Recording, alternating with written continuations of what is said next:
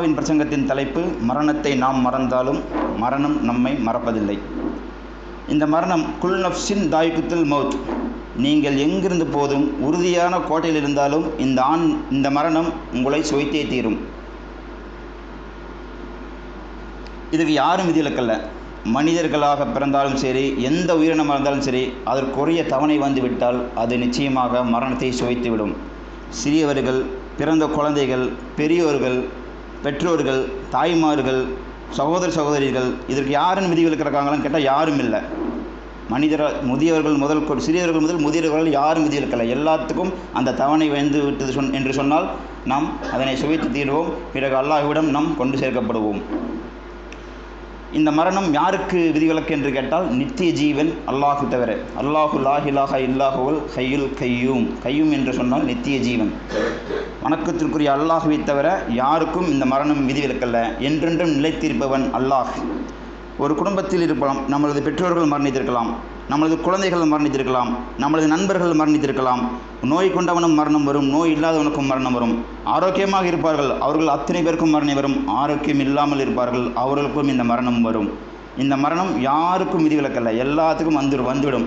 அதற்கு முன்பாக நாம் இந்த உலக வாழ்க்கையில் நாம் சேகரித்து கொண்ட நல் அமல்கள் என்ன என்றுதான் இப்பொழுது இந்த ஜும்மாவின் சாராம்சம். கண்ணியத்துக்குரிய அல்லாஹின் நல்லடிகளே, அல்லாஹ் இந்த சமுதாயத்தை படிக்கும்போது களிமண்ணால் படைத்து கொண்டிருக்கிறான். களிமண்ணால் படைக்கும்போது ஒரு சில மலக்குமார்கள் வந்து அல்லாஹ்விடம் கேள்வி எழுப்புகிறார்கள். இதென்ன படைப்பு, வித்தியாசமாக உள்ளது. அல்லாஹ் இதென்ன படைப்பு, மிகவும் வித்தியாசமாகவும் பார்ப்பதற்கே ஆச்சரியமாகவும் உள்ளது என்று அந்த மலக்குமார்கள் அல்லாஹ்வை பார்த்து கேட்கிறார்கள். அதற்கு அல்லாஹ் கூறுகிறான், இதுதான் மனித படைப்பு.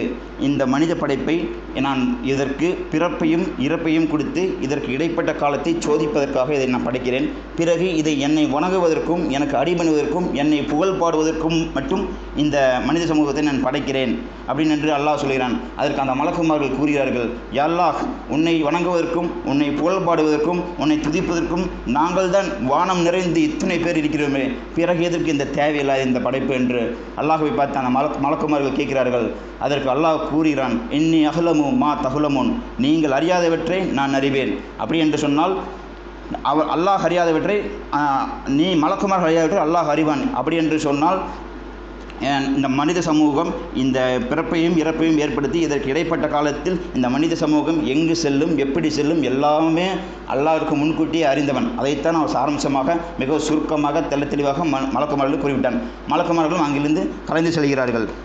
பிறகு அல்லாஹ் வந்து இந்த பூமி வந்துட்டு போய் அழிச்சிட்டு வாங்க அப்படின்னு மலக்குமார்கள் கட்டளையிடுவான். எல்லா மலக்குமார்களும் வந்து பூமியை அடியோடு அழிச்சிட்டு வாங்க அப்படின்னு கட்டளையிடும்போது எல்லா மலக்குமார்களும் அழிச்சிட்டு வானத்துக்கு செல்வாங்க. வானத்துக்கு செல்லும்போது அல்லாஹ் கேட்பான், இப்பொழுது யாரேனும் உயிரோடு இருக்கிறார்களா பூமியில் அப்படின்னு என்று கேட்பான். அதற்கு அந்த மலக்குமார்கள், யா அல்லாஹ், நித்திய ஜீவனாக உன்னை தவிர யாரும் இல்லை என்று கூறுவார். அதற்கு அப்படியா, அப்படி என்றால் ஜிப்ரீல் அலைஹிஸ்ஸலாத்தின் உயிரை கைப்பற்றுங்கள் என்று மற்ற மலக்குமார்களுக்கு அல்லாஹ் வந்து கட்டளையிடுவான். அப்பொழுது ஜிப்ரீல், மீகாயில், இஸ்ராஃபில், இஸ்ராயில் இந்த 4 மலக்குமார்களும் எல்லா மலக்குமாரின் உயிரை எடுத்துவிட்டு முதலாவதாக ஜிப்ரீல் அலைஹிஸ்ஸலாம் அவர்களுடைய உயிரை எடுப்பார்கள். பிறகு மீகாயில் அலைஹிஸ்ஸலாம் அவர்களுடைய உயிரை கைப்பற்றுவார்கள். பிறகு இஸ்ராஃபீலுடைய உயிரை கைப்பற்றுவார்கள். இப்படியே ஒவ்வொரு உயிரும் கைப்பற்ற அல்லாஹ் கேட்டுக்கொண்டே இருப்பான். வேறு யாராவது உயிரோடு இருக்காங்களா இந்த பூமியில் பாருங்கள், இந்த வானத்தில் வேறு யாராவது உயிரோடு இருக்காங்களா பாருங்கள் அப்படின்னு கேட்டுகிட்டே இருப்பான். அல்லாஹ் கடைசியாக இஸ்ராயேல் சொல்லுவார், அல்லாஹ் நித்திய ஜீவனாக உன்னை தவிர யாருமே இல்லை, பிறகு நான் இருக்கிறேன் என்று கூறுவார் அந்த மலக்கு. அதற்கு அல்லாஹ், உன்னுடைய உயிரையும் நீங்கள் மாய்த்துக் கொள்ளுங்கள் என்று கூறுவான். அப்பொழுது அந்த மலக்குமார்களும் உயிரை எடுத்து விடுவார்கள். பிறகு அல்லாஹ் மட்டும்தான் இந்த உலகத்திலும் நிரந்தரமாக இருப்பான். என்னடா இது, எப்போ பார்த்தாலும் இந்த பள்ளிவாசலில் பார்த்திங்கன்னா மரணத்தை பற்றியும் நரகத்தை பற்றியுமே பேசிகிட்டு இருக்காங்களே, வேறு டாப்பிக்கே கிடைக்காதா என்று கேட்குறீங்க. ஆனால் வந்துட்டு அல்லாஹ்வின் தூதர் வந்து இந்த மரணத்தையும் இந்த நரகத்தையும் பற்றி அதிகமாக மக்களுக்கு எடுத்து சொல்லி கொண்டே இருந்தார்கள். ஏனென்று கேட்டால் அப்பொழுது தான் இந்த சமுதாயம் நேர்வழி பெறும் என்ற எண்ணத்தில் இந்த மரணத்தை பற்றியும் இந்த நரகத்தை பற்றியும் அல்லாஹ் அதிகமாக எச்சரிக்கிறான். ஏன்னா நமக்கு பயம் அதில் தான் இருக்குது. மரணிச்சிருவோம் நாளைக்கு அப்படின்னு தெரிஞ்சால் இன்றைக்கி என்ன பண்ணுவோம், ஒழுக்கமாக வாழ்வோம். நாளைக்கு நல்லா நம்மளை நரகத்தில் போட்டுருவோம் அப்படின்னு ஒரு கட்டளை வச்சு என்ன பண்ணுவோம், இன்னிலிருந்து நம்ம ஒழுக்கமாக வாழ்வோம். அதுக்காக தான் அல்லாஹ்வின் தூதர் எச்சரித்து கொண்டே இருந்தார் வாழ்நாள் முழுவதும். அதனால தான் அல்லாஹ் பிரத்யேகமாக ஒரு துவாவே கற்றுக் கொடுத்துருக்காரு. என்ன துவான்னு கேட்டிங்கன்னா எல்லாத்துக்குமே தெரியும், ரெகுலராக ஓதக்கூடிய துவா தான். ஆனால் நம்ம அதை பொருள் உணர்ந்து ஓதாதனால நமக்கு அது தெரிவதில்லை. அதோடைய விளக்கம் தெரியாமல் இருக்கிறதுனால அந்த அது முழு நன்மையும் நமக்கு பயனளிக்கிறது இல்லை. என்ன துவா அப்படின்னு கேட்டிங்கன்னா, தூங்கும்போது தூங்கி எழுந்திருக்கும் போது அல்ஹம்துலில்லாஹில்லதி அஹயானா பகுதம அமாத்தனா வயலேகி நுசூர், இதுதான் அந்த பிரத்யேகமான துவா. இது எல்லாத்துக்குமே தெரியும். ஆனால் இதில் பொருள் நம்ம எத்தனை பேருக்கு தெரியும்? இப்போ ஒரு கம்பெனிக்கு போகிறோம், அங்கே வந்துட்டு இங்கிலீஷாக பேசுவாங்க. இங்கிலீஷ் பேசுகிறவங்களுக்கு இங்கிலீஷ் படித்தவங்களுக்கு இங்கிலீஷ் தெரியும், அரபி படித்தவங்களுக்கு அரபி தெரியும், தமிழ் படித்தவங்களுக்கு தமிழ் தெரியும். நம்ம போயிட்டு இன்டர்வியூவில் போயிட்டு இங்கிலீஷ் தான் நம்ம ப்ரிப்பேர் பண்ணிட்டு போயிருப்போம். ஆனால் அவங்க அங்கே போனால் ஹிந்தியில் கேட்பாங்க. அப்போ வந்துட்டு நம்ம அங்கே பொருள் விளங்காமல் நம்ம தோல்வி அடைந்து திரும்பி வருவோம். அப்போ இந்த தோல்வி அடையக்கூடாதுன்னா ஒவ்வொரு இடத்துலையும் நம்ம பொருள் உணர்ந்தும் பல மொழிகளை கற்றுக்கொண்டும் வாழ வேண்டும். அப்போ அதில் நமக்கு இஸ்லாம் கற்றுத்தந்த மொழி அரபி மொழி. அதனால தான் அந்த மொழியை நம்ம படிக்கும்போது நல்ல அர்த்தத்தோடு புரிந்து படிக்க வேண்டும். அல்ஹம்துலில்லாஹில்லதி அஹயானா பகுதம அமாத்தனா வயலேகி நுசூர் அப்படி என்று சொன்னால், யா அல்லாஹ் அனைத்து புகழும் உனக்கே, என்னை இந்த சிறிய மரணத்திலிருந்து எழுப்பியதற்கு, வயலேகி நுசூர் நாங்கள் உன்னிடமே வர இருக்கின்றோம். இதில் நம்ம தூங்க தான் போகிறோம், தூங்கி தான் எழுஞ்சிருக்கோம். ஆனால் அல்லாஹ்வின் தூதர் என்ன சொல்கிறாரு? மரணத்திலிருந்து எழுந்ததுக்கு அல்லாஹ் நன்றி சொல்கிறோம். அப்போது தூக்கத்திற்கு அரபியில் வந்து நாம எனாம அல்லது நோம். மோதினார் கூட காலையில் ஃபஜ்ரில் பாங் சொல்லியிருப்பார், அஸ்ஸலாத்து ஹைரும் மினன் நௌம் என்று சொல்லியிருப்பார். அப்படி என்றால் தூக்கத்தை விட தொழுகை மேலானது. அப்படி என்றால் நம்ம தூக்கத்திலிருந்து எழுந்திருக்கும் போது அல்லாஹ்வின் தூதர் நமக்கு என்ன சொல்லியிருக்கணும்? நௌம் என்ற வார்த்தையை பயன்படுத்திக்கணுமா இல்லையா? ஆனால் அங்கே எங்கேயுமே பயன்படுத்தவே இல்லை. ஏன்னு கேட்டிங்கன்னா, தூக்கம் என்பது ஒரு சிறிய மரணம். அந்த சிறிய மரணத்திலிருந்து நாளை நம்ம எழுப்பப்படாமல் விட்டுவிட்டால் நம்முடைய நிலைமை என்ன சோதர்களே? அதற்கு ஆயத்தமாக ஒவ்வொரு நாளும் வாழ வேண்டும். இந்த சமுதாயம் தொழுகையிலும் அமல்களிலும் மிகவும் வலுவடைந்தவர்களாக வாழ வேண்டும். அப்போது அல்ஹம்துலில்லாஹில்லதி அஹ்யானா பகுதம அமாத்தனா, அமாத் என்றால் மரணம், அமாத் என்றால் மரணம். அந்த இடத்துல நௌம் என்ற வார்த்தையே வராது. அதுக்கப்புறம் பார்த்திங்கன்னா, தூங்கும்போது அல்லாஹும்ம பிஸ்மிக்க அமூத்து வாஹியா, இது நம்ம ரெகுலராக தூங்கும்போது சிறிய குழந்தை முதல் பெரியவர்களை ஓதிட்டு தான் தூங்குகிறோம். ஆனால் இது பொருள் எத்தனை பேருக்கு தெரியும்? யா அல்லாஹ் உன் பெயரை கொண்டே நான் மரணிக்கின்றேன். இதில் பார்த்திங்கன்னா அல்லாஹும்ம பிஸ்மிக்க நௌம் வாஹியா அப்படின்னு இல்லை, அமூத் என்றால் மரணம், உன் பெயரை கொண்டே நான் மரணிக்கிறேன் என்று தான் இருக்குது. அதனால் நம்ம எல்லா ஒரு துவாவையும் எல்லா குர்ஆன் வசனங்களையும் நம்ம பொருளிலிருந்து படிக்கணும். இந்த தொழுகைக்காக நிற்கும்போது சூரத்துல் ஃபாத்திஹா ஓதப்படுது. அதில் என்ன ஒரு வேதனையான விஷயம்னா, அந்த சூரத்துல் ஃபாத்திஹாவுடைய முதல் அத்தியாயமே நமக்கு பொருளாமல் நம்ம தொழுகையில் ஓதிட்டு இருக்கோம். மிகவும் வேதனைக்குரிய செய்தி. அல்லாஹ் தன்னை பற்றி அந்த ஃபாத்திஹா சூராவில் கூறுகிறான். அதனையே நமக்கு பொருளிலிருந்து படிக்க நேரமில்லை என்று சொன்னால் நம் சமுதாயம் எங்கே சென்று கொண்டிருக்கிறது என்று கேள்விக்குறியாக தான் இருக்கிறது. அப்புறம் பார்த்திங்கன்னா, நல்ல ஆன்மா, அந்த நல்ல ஆன்மா எப்படி வாழும், எப்படி மரணிக்கும்? கெட்ட ஆன்மா எப்படி வாழும், எப்படி மரணிக்கும்? மிகவும் வந்துட்டு கவனிக்க வேண்டிய விஷயம். நல்ல ஆன்மாவுடைய மரணம் எப்படி இருக்கும்? சக்கராத்து வேதனை வந்துட்டு அல்லாஹ்வின் தூதருக்கே மிகவும் கடுமையாக இருந்தது. பிலால் ரலியல்லாஹு அன்ஹு அவர்களையும் உமர் ரலியல்லாஹு அன்ஹு அவங்களை அழைத்து சொல்கிறாங்க, பிலாலே, எனக்கு இந்த சக்கராத்து வேதனை மிகவும் கொடூரமாக இருக்குது, மிகவும் வேதனை அளிக்கிறது. முன்பின் பாவம் மன்னிக்கப்பட்ட அல்லாஹ்வின் தூதருக்கே அந்த ஒரு நிலைமை என்று சொன்னால் நம்மெல்லாம் இம்மாத்திரம் சகோதரர்களே. சக்கராத்து வேதனை பயங்கரமாக இருக்குது அல்லாஹ்வின் தூதருக்கு. அப்போது நல்ல அடியார்களுக்கு அது இலகுவாக இருக்க வேண்டும் என்று சொன்னால் நம்ம என்ன செய்ய வேண்டும்? அல்லாஹ்வின் தூதருக்கும் கட்டுப்பட வேண்டும், தொழுகையை பேண வேண்டும், முறையாக கடமைகளை பேண வேண்டும், நல்ல அமல்களை பேண வேண்டும். அப்போது இது போன்ற செயலில் ஈடுபட்டால் என்று சொல்லுதான் அது வலிக்கும். கண்டிப்பாக சக்கராத்துடைய வேதனை மிகவும் வேதனையாக இருக்கும் எல்லா அடியார்களுக்கும். நீங்கள் நல்ல ஆன்மாவாக வாழ்ந்தாலும் சரி, தீய ஆன்மாவாக வாழ்ந்தாலும் சரி, நிச்சயமாக அந்த சக்கராத்துடைய வேதனை மிகவும் கடுமையானது இருக்கும். அப்போது இது ஈமான்தாரிகளுக்கு எப்படி இருக்குன்னு பார்த்தீங்கன்னா, அவங்க இந்த மாதிரி சொற்பொழிவுகள் கேட்டு அல்லாஹ்வின் வேதத்தை படித்து அல்லாஹ்வின் தூதருடைய செயல் அங்கீகாரத்தை பின்பற்றுவங்களாம் அவங்க தயாராகிக்குவாங்க. அந்த மரணத்துக்கு, நமக்கு மரணம் நாளைக்கும் கூட வரலாம், நம்மளோட சக்கராத்து வேதனை இப்படி தான் இருக்கும் அப்படின்னு சொல்லிட்டு அவங்க தயாராகிக்குவாங்க. தயாராகும்போது அது இலகுவாக இருக்கும். நம்ம உதாரணத்துக்கு, நாளைக்கு நமக்கு ஒரு ஆப்ரேஷன் பண்ண போகிறாங்க. அந்த ஆப்ரேஷனில் நமக்கு தெரியும், நாளைக்கு எப்படி ஆப்ரேஷன் பண்ணி முடிச்சதுக்கப்புறம் ஒரு சில காலம் அந்த இடத்துல வலிக்கும், கால் உடைஞ்சிருக்கும், கை உடைஞ்சிருக்கும், அந்த இடத்துல போல்டு நட்டு போடுவாங்க. அப்போது நமக்கு தயாராகிக்குவோம், எப்படி ஒரு 10 நாளைக்கு வலி இருக்கும் அப்படின்னு தயாராகிக்குவோம். அப்போ ஈமான்தாரிகள் அப்படி தான் இந்த செயல் அங்கீகாரம் அப்புறம் அல்லாஹ்வுடைய வேதத்தையெல்லாம் கேட்டு மரணத்துக்கு தயாராகிக்குவாங்க. தயாராகும்போது அவங்களுக்கு அந்த சக்கராத்துடைய வேதனை கொடுமையாக இருந்தாலும் அதை தாங்கி கொண்டு பழகுவார்கள். அப்போது அந்த சக்கராத்தோட வேதனையில் இருக்கும்போது மலக்குமார்கள் வருவாங்க. இப்போ கண்ணுக்கு எட்டுற தூரம் நீங்கள் நடுக்கடல் இருந்தால் உங்கள் கண்ணுக்கு எவ்வளோ தூரம் தெரியுதோ அங்கிருந்தே அவர்கள் வர ஆரம்பிச்சிருவாங்க. நல்ல ஆன்மாவோட மரணத்தை சொல்கிறேன் நான். நல்ல ஆன்மா மரணம் அவங்க வரும்போதே பக்கத்தாடி வர வர வர வெண்ணிற தோற்றத்தில் மிகவும் அழகாக மிகவும் முகப்பொலிவுடன் தோன்றுவார்கள். அப்போ பார்த்தாலுமே தெரிஞ்சிடும், அப்போ நீங்கள் எப்படி வாழ்ந்திருக்கீங்க இந்த உலகத்தில், நல்ல ஆன்மாவாக வாழ்ந்திருக்கிறீங்களா இல்லை தீய ஆன்மாவாக வாழ்ந்திருக்காங்க. மலக்குமார்கள் நம்மகிட்ட வரும்போதே தெரிஞ்சிடும். அப்போ அவங்க வெண்ணிற தோற்றத்தில் வெள்ளை நிற ஆடையெல்லாம் வருவாங்க. அவங்க அருகில் வரும்போதே பார்த்திங்கன்னா நம்மளுக்கு ஒரு தூய நறுமணம் வீசும். அந்த மாதிரி நறுமணம் இந்த உலகத்தில் யாருமே நுகர்ந்திருக்கவே முடியாது. அவ்வளோ ஒரு நறுமணம் அடிக்கும் அவங்க பக்கத்தாடி வரும்போதே. பக்கத்தாடி வந்தனையுமே நம்மளை பார்ப்பாங்க, நம்மளை பார்த்து புன்னகிப்பார்கள். புன்னகித்து ஆன்மாவே வெளியேறு என்று முதுகையும் தொண்டையும் அழகாக தடவி அந்த ஆன்மாவை வெளியேற்றுவார்கள். இலகுவாக தான் போகும் ரூபு. நல்ல ஆன்மாக்கள். நல்ல ஆன்மாக்கள் யார்? தொழுகையை முறையாக பேணுவார்கள், நல்லமல்கள் செய்வார்கள், எல்லா விஷயத்திலையும் கொடும்போக்கல்லாகாமல் சாதுரியமாக செயல்படுவார்கள். அவர்கள் தான் நல்ல ஆன்மாக்கள். ஆனால் இன்று வேதனையான விஷயம் என்னென்னு சொன்னால், சில நபர்கள் தொழுகிறார்கள், ஆனால் அமல்கள் செய்ய மறந்துடுறாங்க. அமல்கள் செய்கிறாங்க, தொழுகை மறந்துடுறாங்க. சமூக வலைதளம்லாம் பார்த்திங்கன்னா நாங்கள் ஏழைகளுக்கு உணவளிக்கணும், அனாதைகளை பராமரிக்கிறோம் அப்படின்னு சொல்லிட்டு பார்த்திங்கன்னா நம்ம முஸ்லீம் சகோதரர்களை சொல்கிறேன், நிறையா ஸ்டேட்டஸ்கள் நிறையா பதிவுகளில் போடுறாங்க. ஆனால் அவங்களுடைய அல்லாஹ்வுடைய வணக்க விஷயத்தில் தொய்வாகவும் அல்லாஹ்வின் தூதரை பின்பற்றக்கூடிய விஷயத்தில் தொய்வாகவும் இருக்கிறார்கள். அதனால் மிகவும் வேதனைக்குரிய செய்து. வெறுமனே தொழுகையை மட்டும் கொண்டு நம்ம சோனம் அடைஞ்சிட முடியாது, வெறுமனே அமல்களையும் கொண்டு மட்டும் நம் சோனம் அடைஞ்சிட முடியாது. இரண்டுமே அந்த மீசானுடைய தராசில் சராசரியாக இருக்க வேண்டும். அப்பொழுது தான் நமக்கு இந்த சோனம் நிச்சயிக்கப்படும். ஆகவே அந்த மலக்குமார்கள் அந்த சக்கராத்தோட வேதனையில் தொண்டை வழியாகவும் முதுகிலும் தட்டி கொடுத்து நம்ம உயிரை எடுத்து மிகவும் அழகான ஒரு வெள்ளை துணியில் எடுத்து நம்ம ஆன்மாவை வச்சு அப்படியே அழகாக பேக் செய்து மேலே 7வது வானத்துக்கு அல்லாட கொண்டு போவாங்க. கொண்டு போகும்போது ஆச்சரியமான விஷயம் என்னென்னு பார்த்தீங்கன்னா, கேட்பாங்க. முதல் வானத்தில் சில மலக்குமார்கள் காவலுக்கு இருப்பாங்க, சுற்றி வந்துட்டு இருப்பாங்க. அப்போ கேட்பாங்க, இஸ்ராயேலே யாருடைய ஆன்மா இது, இப்படி நறுமணம் வீசுகிறது, அப்படி ஒரு உலகத்தில் என்ன அமல் செய்தார்? அப்போ நீங்கள் செஞ்ச நல்ல அமல்கள் எல்லாம் அங்கே எடுத்து காட்டப்படும்.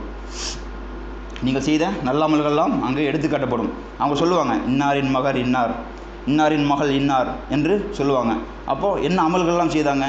இவர் இரவு முழுக்க நின்று வணங்கினாங்க, தொழுகையை முறையாக பேணினாங்க, அனாதைகளாக பராமரித்தாங்க, ஏழைகளுக்கு உணவளித்தாங்க, நண்பர்களுக்கு தீங்கு செய்யாமல் வாழ்ந்தாங்க, அண்டை வீட்டாருக்கு தீங்கு செய்யாமல் வாழ்ந்தாங்க, எல்லாத்தையும் உறவை பேணி வாழ்ந்தாங்க. இதுதான் நல்லமல்கள். மெயினாக நம்ம இஸ்லாம் சமூகம் இதில் எல்லாம் தொய்வாக இருக்குது. அண்டை வீட்டார் பேணக்கூடிய விஷயத்திலும் உறவுகளை முறித்து வாழக்கூடிய விஷயத்திலும் மிகவும் தொய்வு. வேதனைக்குரிய விஷயம். எல்லாத்தோடையும் ஒட்டி வாழணும். நண்பர்களாக இருந்தாலும் சரி, அண்டை வீட்டாக இருந்தாலும் சரி, உறவினர்களாக இருந்தாலும் சரி, எல்லாத்தோடையும் ஒட்டி வாழணும். அப்போ அந்த மலக்குமார் சொல்லுவார், அப்படியா நல்ல ஆன்மாவா, மிகவும் நறுமணம் வீசுகிறது, இந்த ஆன்மாவை பத்திரமாக கொண்டு போவாங்க அல்லாஹ்ட்ட அப்படிம்பாங்க. அதே மாதிரி 2வது வானத்திலே மலக்குமார்கள் இருப்பாங்க. அவங்களுக்கு கேட்பாங்க, இஸ்ராயேலே என்ன இது, இன்னொரு ஆன்மா, இந்த ஆன்மா நறுமணம் இவ்வளோ வீசுகிறது, அப்படி இந்த ஆன்மா அப்படி என்ன ஒரு அமல்கள் செய்தது பூமியில் அப்படிமா அவங்களுக்கும் நீங்கள் செஞ்ச அமல்கள் எல்லாம் எடுத்து காட்டப்படும். அதே மாதிரி 3வது 4வது 5வது 6வது 7வது வானத்தில் வரைக்கும் கேட்பாங்க. எல்லா மலக்குமார்களும் கேட்பாங்க. இறுதியாக அல்லாஹ்விடம் மட்டும் அந்த ஆன்மா ஒப்படைக்கப்படும். அதுக்கப்புறம் கபருடைய வாழ்க்கையும் உங்களுக்கு தொடங்கிவிடும், நமக்கு தொடங்கிவிடும். அதுக்கப்புறம் அது கெட்ட ஆன்மாவோட மரணம் பாருங்கள். அதே மாதிரி நீங்கள் தொலைவில் இருக்கும்போதே அந்த மலக்குமார்களை பார்த்துடுவீங்க. நீங்கள் நடுக்கடலில் இருந்தாலும் சரி, ஒரு பாலைவனத்தில் இருந்தாலும் சரி, நீங்கள் எங்கே நிற்கிறீங்களோ அங்கே அந்த மலக்குமார்கள் வருவாங்க. அவங்க வரவே கருநிற தோட்டத்தில் வருவாங்க. பார்க்குறக்கே மிகவும் கோரமாகவும் கொடூரமாகவும் இருப்பார்கள். முகப்பொலிவெல்லாம் இருக்காது. அவர்கள் வரவே ஒரு துர்நாற்றம் அடிக்கும். அப்பொழுது தெரிஞ்சுக்கலாம் நீங்கள் கெட்ட ஆன்மாவாக வாழ்ந்தீர்களா இல்லை நல்ல ஆன்மாவாக வாழ்ந்தீர்களா என்று. அல்லாஹ் அதிலிருந்து பாதுகாக்க வேண்டும். நம் அனைவரையும் அல்லாஹ் நன் ஆன்மாக்களோடு வரிசையில் சேர்க்கப்பட வேண்டும் என்று பிரார்த்திக்கிறேன். அப்போது அந்த கெட்ட ஆன்மாவை பறிக்கிறதுக்காக அந்த மலக்குமார்கள் வருவாங்க. துர்நாற்றத்தோடு இருக்கும். ஒரு கந்தலான ஆடையில் உங்களுடைய ரூவை கைப்பற்ற வருவாங்க. வரும்போது ஆன்மாவே வெளியேறுன்னு சொல்லும். அந்த ஆன்மா வெளியேறாது. நல்ல ஆன்மாவுக்கு இலகுவாக வெளியேறும், கெட்ட ஆன்மாவுக்கு வெளியேறாது. அப்புறம் இரும்பு ராடு எடுத்து உங்கள் முதுகுத்தண்டிலும் உங்கள் தொண்டை பகுதியிலும் அடித்து வெளியேற்றுவார்கள். சுபஹானல்லாஹ், எவ்வளோ பெரிய வேதனைக்குரிய விஷயம் பார்த்தீங்களா? உதாரணத்துக்கு நம்மளுடைய ஹார்ட்டில் மீன் தூண்டில் போய் சிக்கிடுச்சு. விளாண்டுருக்கும்போது உதாரணத்துக்கு தொண்டை வழியாக அந்த மீன் தூண்டியில் முழுங்கிட்டீங்க, அதுவாக ஹார்ட்டில் போய் மாட்டிக்கிச்சு. அங்கேருந்து பிடுங்க முடியுமா நம்மளால்? ஹாஸ்பிட்டலுக்கு தான் போகணும். அப்படியே பிடிங்கினாலும் அந்த வேதனை எப்படி இருக்கும் சிந்திச்சு பாருங்கள். அதை விட கடினமாக இருக்கும் அந்த சகாவத்துடைய வேதனை. கெட்ட ஆன்மாக்களோட ரூ பிடுங்கும்போது. அப்போது அந்த கெட்ட ஆன்மாக்களை அடியடி அடிப்பாங்க. முதுகுத்தண்டிலையும் தொண்டை வழியாகவும் ரொம்ப கொடூரமாக வெளியேறும் அந்த ஆன்மா. வெளியேறினதுக்கு பின்னாடி அதோட கந்தலான ஆடையில் வச்சு பேக் பண்ணி அதே மாதிரி முதல் வானத்துக்கு எடுத்து செல்வார்கள். அங்கே மலக்குமார்கள் காப்பாங்க. துர்நாற்றம் அவங்களுக்கு வீசும். என்ன இந்த ஆன்மா இப்படி ஒரு துர்நாற்றம் வீசுகிறது, இது அப்படி என்ன கெட்டது செஞ்சது, எங்கள் பக்கத்தாடியே கொண்டு வராதிங்க, அப்படியே நேரம் 7வது வானத்துக்கு போயிருங்க, இங்கெல்லாம் கொண்டு வராதிங்க அப்படின்னு சொல்லிட்டு நீங்கள் செய்த கெட்ட அமல்களெல்லாம் அங்கு சொல்லி காண்பிக்கப்படும்.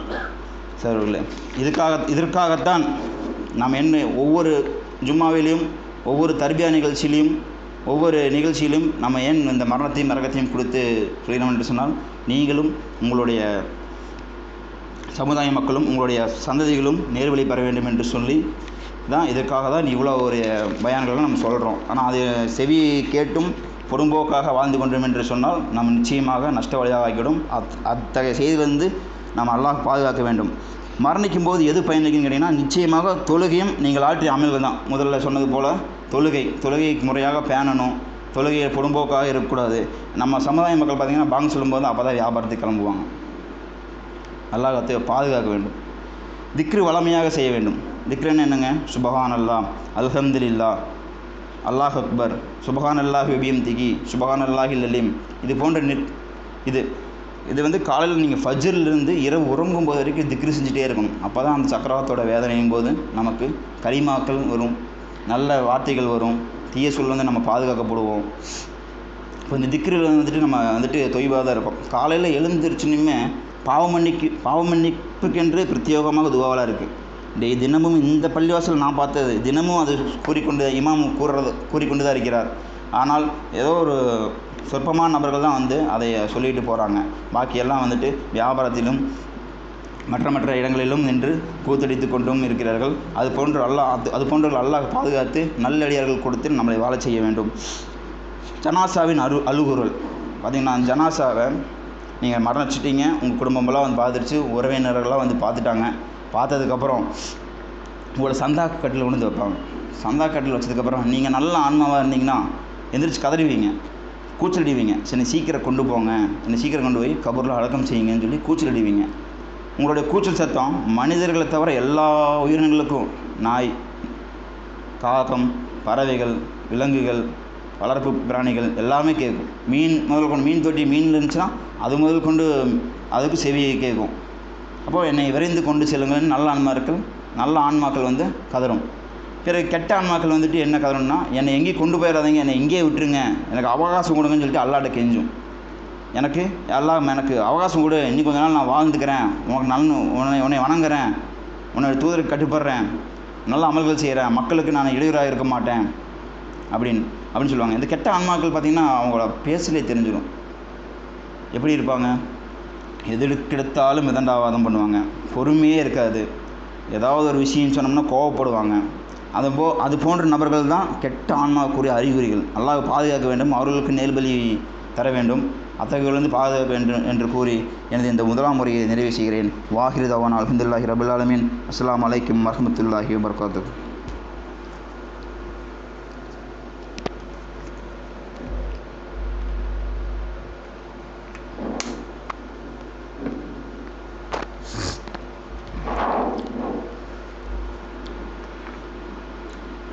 ரப்பனா ஆத்தினா ஃபித் துன்யா ஹஸனத்தன் வஃபில் ஆஹிரத்தி ஹஸனத்தன் வகீனா அஸாபன்னார். சுப்ஹான ரப்பிக ரப்பில் இஸ்ஸத்தி அம்மா யசிஃபூன், ஸலாமுன் அலல் முர்ஸலீன், வல்ஹம்துலில்லாஹி ரப்பில் ஆலமீன். லா இலாஹா இல்லா அன்த சுப்ஹானக இன்னி குன்து மினல் ஸாலிமீன். மரணத்தை மறந்தாலும் மரணம் நம்மை மறக்காது. இப்போது எல்லா ஜீவராசிகளும் மரணிக்கக்கூடியது தான் என்று பார்த்தோம். இப்போ இன்றைக்கி வெள்ளிக்கிழமை அன்று நம்ம பிரத்யேகமாக அல்லாஹ்வின் தூதர் மீது சலவாத்து ஓத வேண்டும். நீங்கள் ஒரு முறை சலவாத்து ஓதினீங்கன்னு சொன்னீங்கன்னா அது அல்லாஹ்வின் தூதரிடம் காண்பிக்கப்படும். அதற்கு அல்லாஹ் உங்களுக்கு 10 முறை கூலி தரான், 10 முறையில் உங்கள் மீது அருள் செய்கிறான். அது என்ன பொருள்? அல்லாஹும்ம ஸல்லி அலா முஹம்மதின் வாலா அலி முஹம்மதின் கம்மா ஸல்லைத அலா இப்ராஹீம வாலா அலி இப்ராஹீம இன்னக ஹமீதுன் மஜீத். அதுக்கு என்ன பொருள்? அல்லாஹ் இப்ராஹிம் அலைஹிஸ்ஸலாம் அவர்களுக்கும் இப்ராஹிம் சந்ததிகளுக்கும் எவ்வாறு நீ அருள் புரிந்தாயோ, பர்க்கத் செய்தாயோ, அதே போன்று முஹம்மது நபி ஸல்லல்லாஹு அலைஹி வஸல்லம் அவர்களுக்கும் அவர்கள் குடும்பத்தாருக்கும் நீ அபிவிருத்தியும் அருளையும் செய்வாயாக. அதுக்கப்புறம் அல்லாஹும்ம பாரிக் அலா முஹம்மதின் வாலாலி முஹம்மதின் கமா பாரக்த அலா இப்ராஹிம வாலாலி இப்ராஹிம இன்னக ஹமீதுன் மஜீத். யா அல்லாஹ், இப்ராஹிம் நபிக்கும் அவர்கள் குடும்பத்தார்களுக்கும் எவ்வாறு நீ பர்க்கத் செய்தாயோ அதே போன்று முகமது நபிக்கும் முகமது நபி ஸல்லல்லாஹு அலைஹி வஸல்லம் அவர்கள் குடும்பத்தார்களுக்கும் நீ பர்க்கத் செய்வாயாக.